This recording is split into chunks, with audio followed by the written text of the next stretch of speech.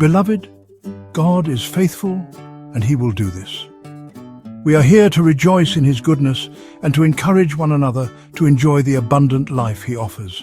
Let us not linger in worry, but look to the one who brings us home. As we journey through our valleys of doubt and despair, let us lift our eyes up to the mountains. For our help comes from the Lord.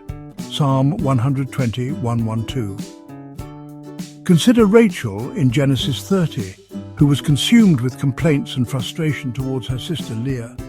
In her desperation, she approached her husband and cried, "Give me children or I die." Genesis 31. She felt overshadowed by her sister's blessings, crying out for what she lacked. Her husband Jacob responded, "Am I in the place of God, who has withheld from you the fruit of the womb?" Genesis 32. The truth is, only God has the power to give life.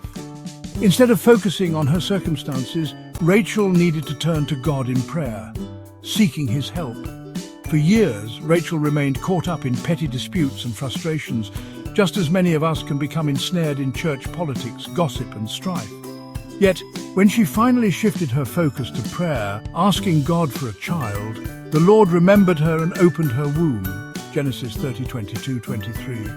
She conceived and bore a son, declaring, "God has taken away my disgrace." Ladies, if you find yourself burdened by shame or discouragement, take your issues to God in prayer. Let go of nagging and strife, just as Hannah did. She declared, "O Lord of hosts, if you will indeed look on the affliction of your maidservant and remember me, and not forget your maidservant, but will give your maidservant a male child, then I will give him to the Lord all the days of his life." 1 Samuel 1:11. Hannah poured her heart out to God, setting aside the distractions around her. Eli the priest observed her but misunderstood her sincerity. Still, she continued to pray fervently. Unlike her distractions, Hannah chose to focus on the Lord. Let us not become like those who critique and oversee others in their worship. We are not called to be God's police or inspectors of our brothers and sisters, but rather to join in seeking his face. The power of God is released when the righteous pray. The Bible assures us, "Is anyone among you in trouble? Let them pray." James 5:13. The prayer of a righteous person is powerful and effective. James 5:16. However, we must guard against unbelief, for it can hinder our prayers. As we gather to pray tonight, let us have faith that God hears us. Mark 11:24 reminds us, "Therefore I tell you, whatever you ask for in prayer, believe that you have received it, and it will be yours." So I ask you, how many of you believe God for miracles in your life? Are there those among us who are sick and seeking healing? Are you troubled or confused, needing direction and divine intervention?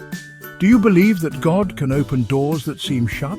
Can he grant you the promotion you desire? If you believe, rise to your feet tonight. Lift your hands in praise to him, for he is worthy. Let us give him the honor and glory he deserves. He is still in the business of doing great things. As we worship, take the next few minutes to eulogize his name. Call upon him, acknowledging his attributes. Let us lift our voices, declaring his greatness together. The name of the Lord is a strong tower. The righteous run to it and are safe. Proverbs 18:10. Come, let us honor his name tonight and expect his miraculous intervention in our lives.